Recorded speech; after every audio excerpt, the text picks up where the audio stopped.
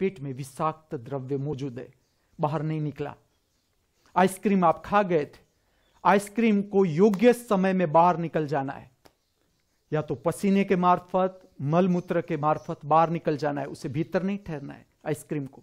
अगर वो भीतर रहा और ठीक उसका जो पाचन हुआ वो होगा सेमी सॉलिड पदार्थ, कफ, जिसे हम आयुर्वेद की भाषा में तुम कहो तो उससे कफ, सेमी सॉलिड पदार्थ, न घन न प्रवाही, उसके बीच का एक पदार्थ होता है। जिस तरह से गूंद होता है इस तरह का पदार्थ पैदा होता है। आइसक्रीम जब डाइजेस्ट होता है इस तरह का पदार्थ होता है, और वो जमा होता है, उसका जो पार्टिकल्स होते हैं वो जमा होते हैं फेफड़े पर, और उसे बाहर निकलना है।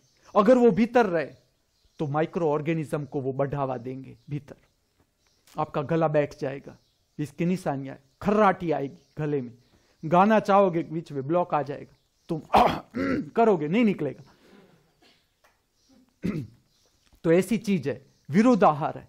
जैसे कि समझ लो तुमने दही और केला साथ में खाया है, तुमने केला खाया, समझ लो 9 बजे केला खाया, और बच्चे हैं, बच्चे तो खाते रहते, हम खाते रहते तो बच्चे तो क्या बात है, हमको देख देखते ही वो सीखते हैं कि अच्छा इस तरह से पेट को बढ़ाना है।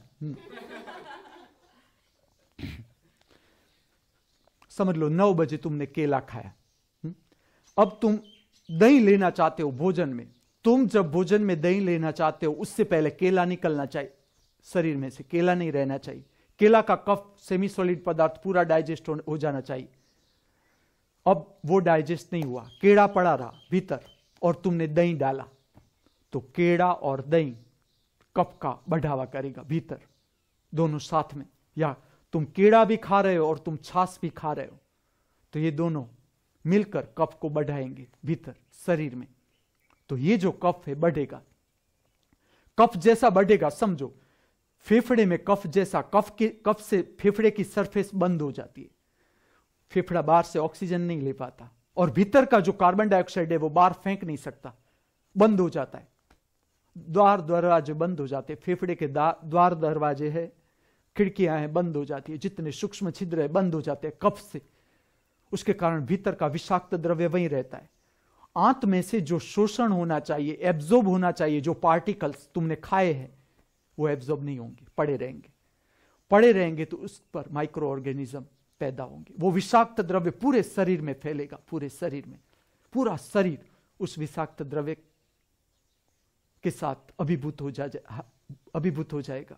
पूरा पांव के अंगूठे से लेकर मस्तिष्क तक जहां ब्लड जाता है वहां जाएगा, वहां माइक्रो ऑर्गेनिज्म पैदा होंगे पूरे शरीर में। अब शरीर का मैकेनिज्म समझो, ऑटोमेटिक मैकेनिज्म, कि शरीर माइक्रो ऑर्गेनिज्म के साथ लड़ता है।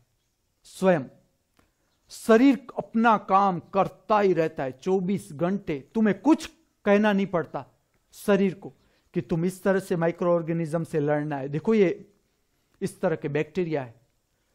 शरीर ने कोई माइक्रोबायोलॉजी पढ़ी नहीं है, कोई माइक्रोबायोलॉजी नहीं थी इस पृथ्वी पर, तब भी शरीर लड़ता था। और मनुष्य का स्वास्थ्य कहां ऊंचाई पर था, जिसके स्वास्थ्य थे उसके परम सीमा पर स्वास्थ्य था मनुष्य का, जब वो जानते नहीं थे कि माइक्रो ऑर्गेनिज्म क्या है, उसको कुछ पता नहीं, फिर भी उसके पास मैकेनिज्म है। हमें शरीर से परिचित होना है। हमारे शरीर के पास अद्भुत शक्ति, अद्भुत शक्ति। मैं खाली तुम्हें एक उदाहरण